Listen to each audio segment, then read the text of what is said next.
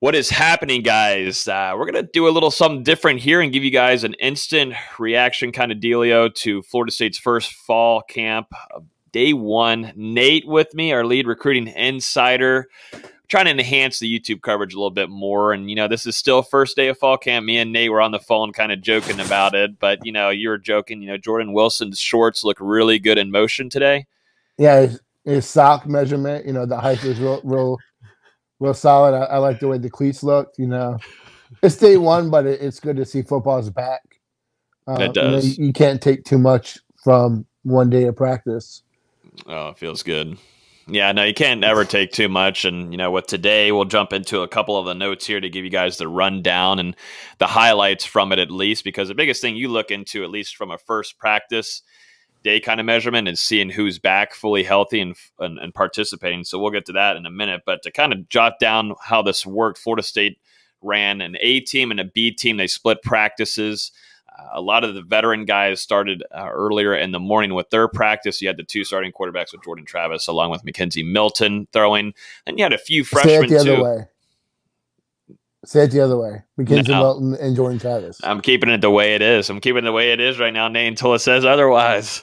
But you've also got McLeek McLean, who's also, was an early enrollee and a freshman, and he worked with the A team. So it goes to show that, some guys that were early enrollees were working pretty early on in the practices. But one of the biggest things to note on is Meiko Dotson, DB, that we got to see a little bit last year. Didn't get to see him during the spring, was fully participating, along with one of your favorites, Nate, Demorie Tate, who was highly touted coming into Florida State. It had to be he gray shirted, and then didn't get to see him his freshman year, and then dealt with injury too during early in the spring. We saw him on the scooter.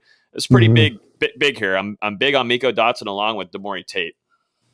I would love to see. I'm sure the coaches would love to see Tate healthy and reach that potential, because he's a difference maker. Number one corner coming out when he was in high school. According to some people, he was a consistent top 3 corner. So if he can put it together, get healthy and contribute, that's going to be a huge W for this defense. So it's good to see him out there. The guy's got a ton of potential. Would love to see him, push through adversity. That's something he didn't do well so far since he got to Florida State. Some things have happened, but he's got to get mentally tougher, and hopefully he's ready for that challenge, because he's got all the potential in the world. Absolutely physically gifted. And like you were mentioning, near the end of his recruitment, Nate, he was being highly touted as one of the best DBs and corners in the country. Yeah, his recruitment was spiraling near the end there. But since arriving at Florida State, there's just been some things holding him down. But it's good to see a full participant in fall camp, along with Meiko Dotson, who I think is going to fight to be one of those starting corners this upcoming season. Because if you look at it, we've also got to talk about this. Veteran DB here, Jarrian Jones, is going to miss a little bit at the start of the first fall camp, which is pretty interesting to me, because I think he was one of those top guys also in contention of being a starter at corner this upcoming fall. We'll see how much this affects him. It seems like it's a forearm. He was saying that he was wearing a cast around his forearm. Seems like he's just been dealing with injuries since arriving at Florida State, and it's just been bringing him down. Nate, it stinks, but it was seen that he was watching and keeping an eye on the drills that they were running today.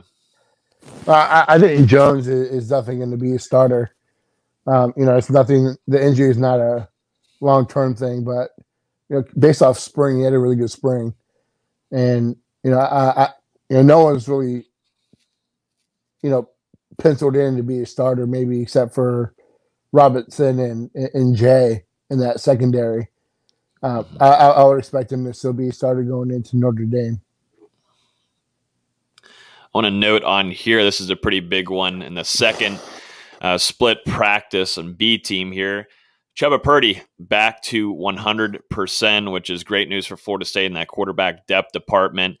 We didn't get to see him play during the spring. He spent most time at home rehabbing and taking care of himself. Norvell mentioned that he wanted him to focus on himself, but this is great news to have him back on campus. Little rusty to say, but we'll have more of that in the Discord for you guys. But it's good to have Purdy back. You know, really able to come and arrive healthy. He looks like he's in good shape and is able to throw. Yeah, I mean, Chubba is one of the most, you know, I don't say one of the most talented. I would say he's, you know, tool-wise, probably the best quarterback on the roster. You know, he's a young kid. He's got some stuff to figure out in terms of you know, just maturity. But, you know, what you saw last year, I still think that he's going to play a factor in what happens. Maybe not this year, but in the future, a Florida State quarterback spot. So, and then last thing to note here is something that Cameron McDonald, veteran tight end, did you spell talked about. Camaraderie? I don't know. We'll see. It's totally spelled wrong. No. Comrader. Why? Yeah, spelled it right. COM. Look at that. See, now you don't ever come after me. Don't ever do that again. But anyways, talking about Cameron McDonald, he's talking about that there's no cliques on this team and everybody's together as a coalition. Everybody's one, which is pretty interesting here because I think he's talking about the past couple of teams that he's been with and it not being everybody being on the same page. And I think here might have been, you can instantly think about a few things. Nate, you and I talked about before we got on here what that was, but it is, you know, Marvin Wilson and, you know, what he did last year, you know, leading up into the season, you know, his stuff on social media, you know, that created a big divide on the team. It's great to see, but, you know, hopefully that carries over to the football field. You know, now it's time to really see if this team's ready to take that next step. You know, we're here, you know, fall camp is here, football is here. I'm ready to see FSU just take that next step. It's great to hear that the camaraderie is there, that, you know, everyone getting along. There's a concerted effort to have a team effort, you know, but let's see that carry over to the football field. Yeah. Everybody be on the same page. Right now it's just talk. There's a lot of talk. There's always a lot of talk. There was a mention that Jermaine Johnson was one of the few that start off day one as a leader, which is great to see. He's got the talent, but he was mentioning, you know, not be so flashy when you're celebrating. Just, you know, you can enjoy yourself, but, you know, think about what you're really focusing on and get the play done and move on to the next. And I like seeing that from a guy that is one of the most talented guys on this roster, Nate, but is going to have to be a leader in that locker room. And it's coming from a transfer. You know, this is his first little bit. He's only been here for a little bit in Tallahassee, and he's working into being that leader. And that's the same with Mackenzie Milton. You know, he started off and has done a great job in the locker room. It's not always a negative, you know, that just tells you the holes that this team had in terms of leadership. But, you know, I would think any, you know, four-year, fifth-year guy should be a leader on the team, and a guy that is expected to play such a major role in the defense. So I would hope to see that, or want to see him step up as a leader. So it's really good to see. And you know, he's a guy who's vocal and is leading through his actions. So, you know, this team hasn't had true player-led leadership since, you know, 2014. And I know Norvell talked about it in his opening press conference yesterday. You know, he wants us to be, you know, a player-led team. And you know, the old mantra that's what makes a good team great is when the players hold themselves accountable. And you know, that's a big hole at FSU right now. You know, they'll get there.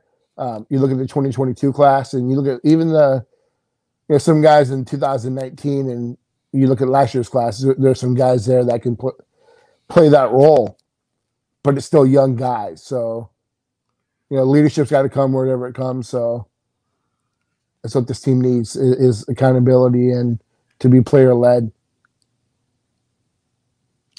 And I appreciate you, Nate, also coming on here and showing your courage that you have. You're going through actual COVID right now, so appreciate you hopping on here. I can tell it's kind of wearing you out.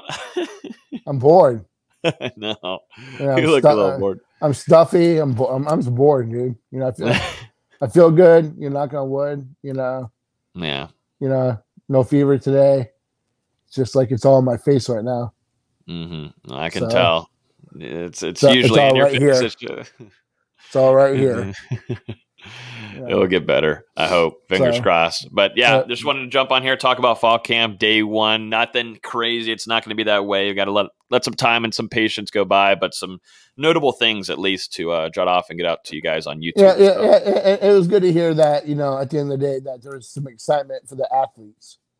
You know, that, you know, comparative year over year. Yeah, there was COVID involved and everything, but comparative that there's some excitement that the team looked better and that, you know, the athletes are athletes. You know, they're performing. You look at a guy like Keyshawn Helton, who last year was coming off the knee. You know, he's worked his tail off. He had a really good offseason. You know, was crushing 7-on-7 and looked really smooth today. So, you know, to have some health, to be healthy, and for your athletes to perform, that's going to be the difference this year. Yep, exactly. So we'll keep you guys fully updated throughout the rest of fall camp. As always, I highly suggest you guys join our Patreon, patreon.com/NoleGameday. Me and Nate later on this evening will be giving you guys some updates on some things that we'll be keeping in there, some nuggets and inside scoop. That's patreon.com/NoleGameday. You can join for just $2.99 a month. If you're still on the video, definitely appreciate if you hit the like button and subscribe. But other than that, we will see you guys next time here on YouTube. Appreciate you guys.